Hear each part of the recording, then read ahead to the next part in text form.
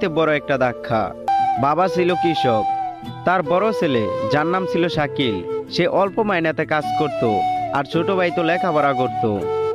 তার অল্প বেতনে পরিবার চালাতে খাইতে হইতো হিমশিম। ঠিক তখনই সিদ্ধান্ত এলো, তার বাবা নাকি তার জন্য একটা ঢাকা কাজবাও করছে। বড় ছেলে শাকিলের যাইতে হবে ঢাকা। বড় ভাই চলে গেলে ছোট ভাই তো একা হয়ে যাবে।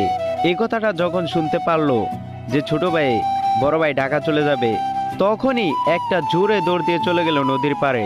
গিয়ে একা একা ভাবলো, বড় ভাই যদি চলে যায় আমি তো একা হয়ে যাব। আমি কার সাথে বসে আড্ডা দিব, আমি কার সাথে বসে গেম খেলবো।